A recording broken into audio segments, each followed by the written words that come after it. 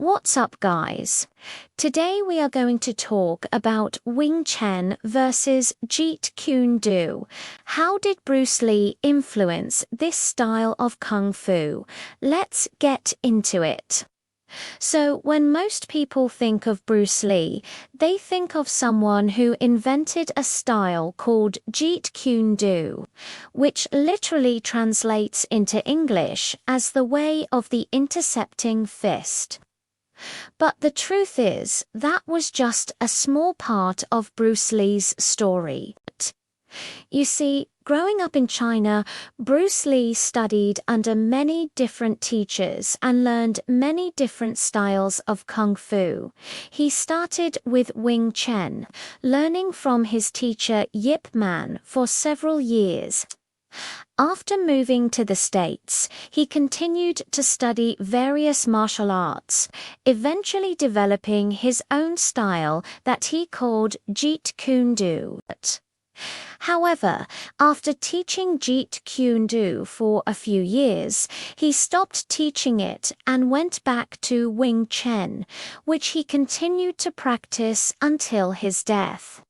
So why did Bruce Lee invent Jeet Kune Do in the first place? Well, when he began teaching Kung Fu in the United States, he realized that there were some serious drawbacks to teaching Wing Chun in this new environment.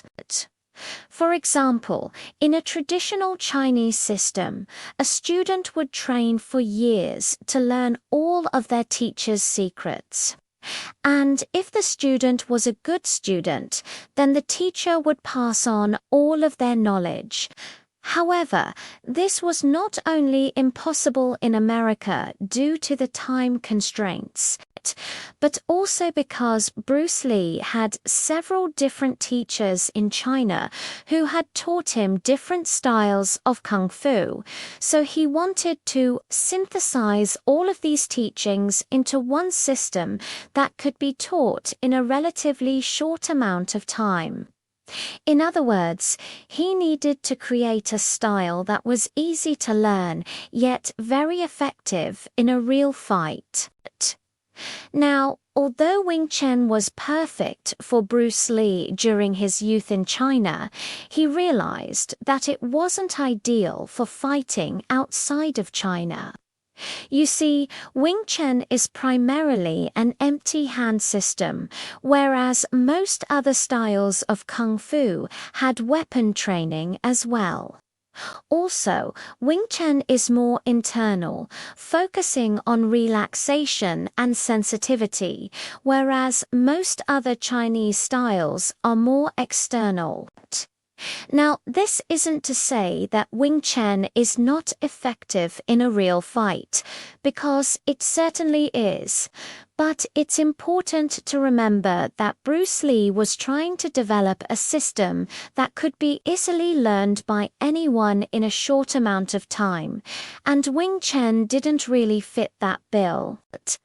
Now, Bruce Lee's Jeet Kune Do was a synthesis of several different styles of Kung Fu, including Wing Chun, which means it had the same characteristics as Wing Chun, such as its focus on relaxation, sensitivity, and simultaneous attack and defense.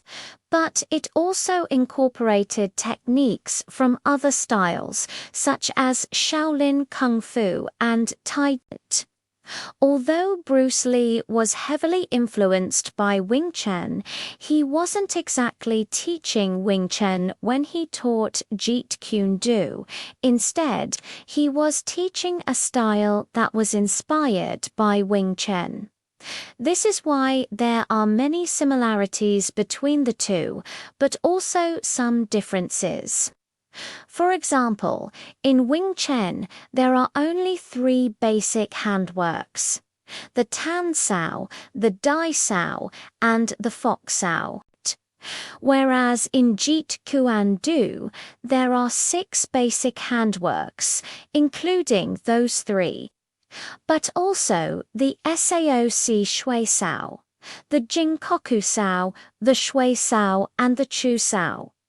Also, Wing Chun is a more linear style, whereas Jeet Kune Do is circular.